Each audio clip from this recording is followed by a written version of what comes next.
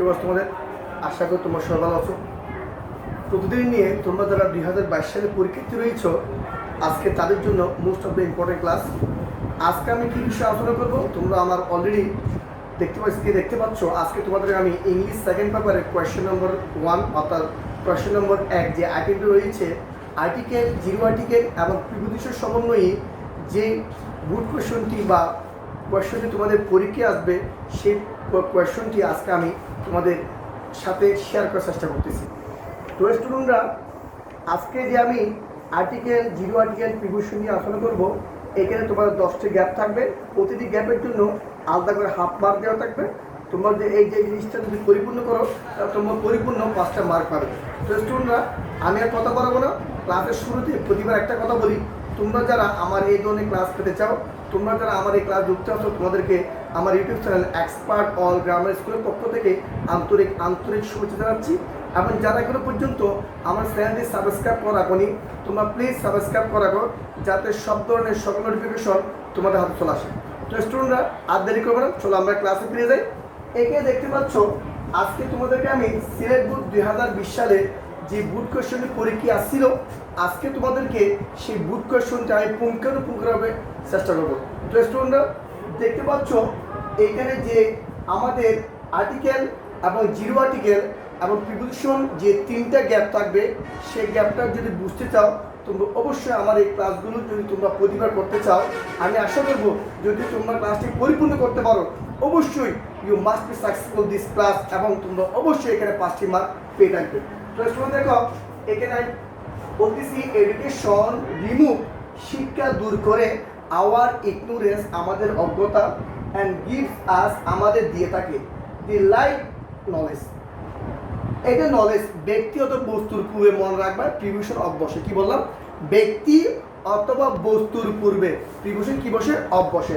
সেই জন্য আমরা দি লাইট অফ, এটা এক শব্দ অফ, লাইটের পরে কি বসে? অফ বসে।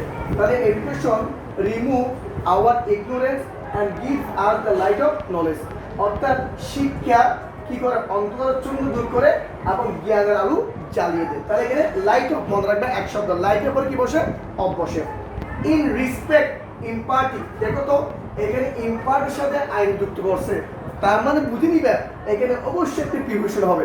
এখানে কোনো আবার এন্ড দি বা ক্রস হবে না, এখানে আইন যে আছে মানে বুঝে নিবে এখানে একটা কি হবে? প্রিপোজিশন হবে। সেই কি বুঝতে পারো? ইন রেসপেক্ট ইম্পার্টিং এডুকেশন, শিক্ষা গ্রহণ করলে there should be no discrimination, শিক্ষা গ্রহণ করার ক্ষেত্রে নো কি ডিসক্রিমিনেশন, কোনো ভেদাভেদ নেই।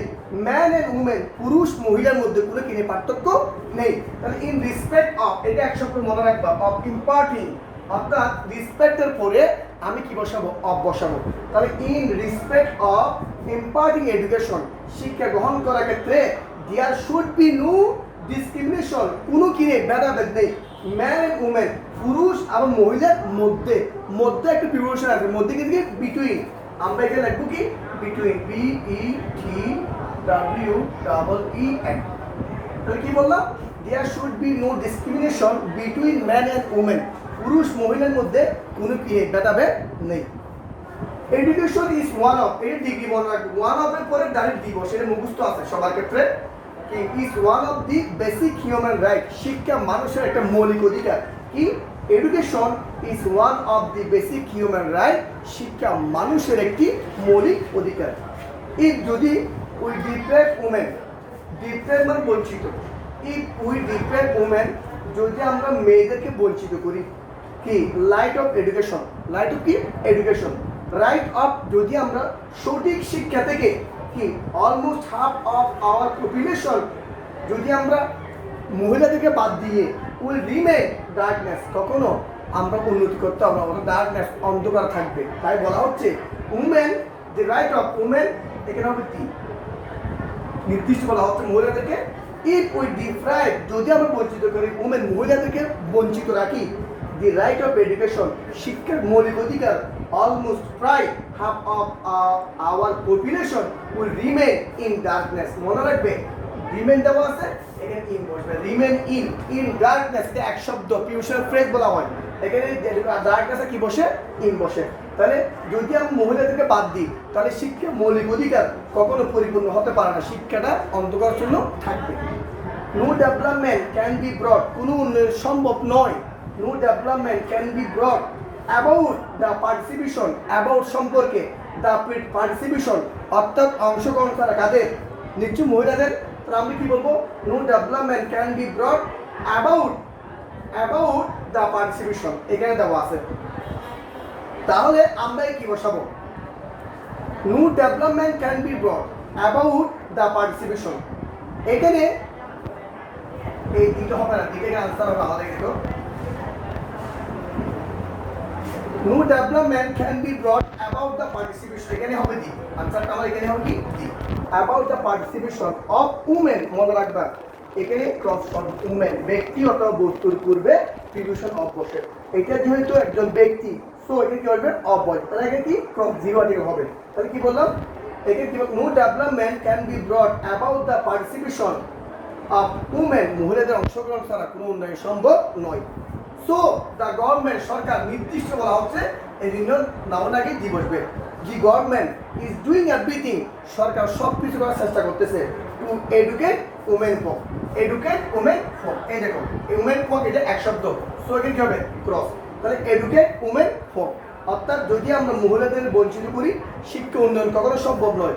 সো সরকার কি করতেছে, so the government is doing, এখানে দি কেন, এটা একটা নাউন, সো নাউনের পূর্বে আমাদের আগে কি বসে দি বসে। দি গভর্নমেন্ট ইজ ডুইং, সরকার চেষ্টা করতেছে এভরিথিং সব কিছু টু এডুকেট উমেন ফর, অর্থাৎ মহিলাদেরকে শিক্ষিত করার জন্য সরকার কি করতেছে, চেষ্টা করতেছে। আশা করবো আজকে আমি সিলেটপুর 2020 সালে যে জিও আর্টিকেল প্রিপোজিশন নিয়ে আলোচনা করেছি, আমি আশা করবো তোমরা এটা পরিপূর্ণ বুঝতে পারছো। এরপরে যদি তোমাদের কোনো সমস্যা হয়, যদি তোমাদের বুঝতে কোনো সমস্যা হয়, তোমরা কমেন্ট বক্সে গিয়ে আমায় কমেন্টে জানাতে পারো। আর যদি তোমাদের কোনো প্রবলেম থাকে, কোনো গ্রামার বিষয়ে যদি তোমাদের কোনো জানা থাকে, তোমরা আমাকে কমেন্ট বক্সে লিখতে পারো।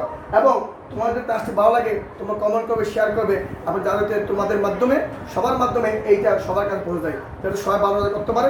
তো স্টুডেন্টরা, আমি আর কথা বাড়াবো না, আমি আবারও তোমাদেরকে আমার YouTube channel expert all grammar স্কুলের পক্ষ থেকে আন্তরিক শুভেচ্ছা নিয়ে আজকের মতো বিদায় নিচ্ছি। আল্লাহ হাফেজ।